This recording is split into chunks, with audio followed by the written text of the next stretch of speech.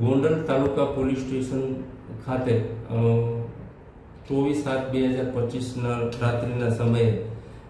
જાહિદભાઈ રહીમભાઈ ખોખર સંધિ ગોવા 38 રેસ કોઠારિયા સોલવન રાજકોટ વાળાઓએ ગોંડલ તાલુકા police station આવી FIR register કરાવેલ છે કે તે ગોંડલ તાલુકા પોલીસ સ્ટેશનના રીબડા ખાતે જગદીશસિંહ ચંદુભા ગોહિલ મેનેજર છે, તે પંપે ફરજ બજાવતા હોય અને 24/7/2025ના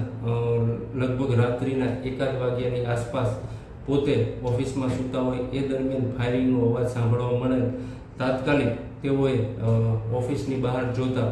એક મોટરસાઇકલમાં 2 માણસો મોઢે રૂમાલ બાંધેલો હતો, તે ફાયરિંગ કરીને જતા રહેલા છે અને આ બંને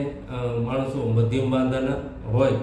અને મોઢે બાંધેલા હોવાનું જણાવતા તાત્કાલિક અમારા આઈજીપી શ્રી અશોકકુમાર યાદવ સાહેબ તેમજ એસપી શ્રી હિમકરસિંહ સાહેબ,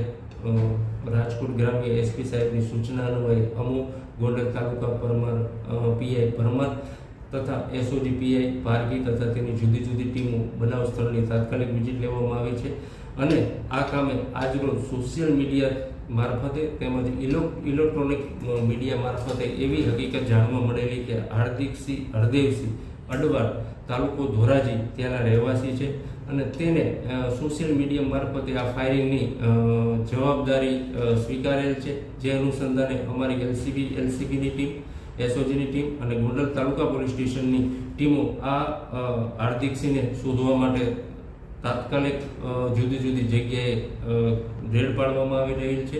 અને આ કામે હાલે તપાસ ચાલુ છે.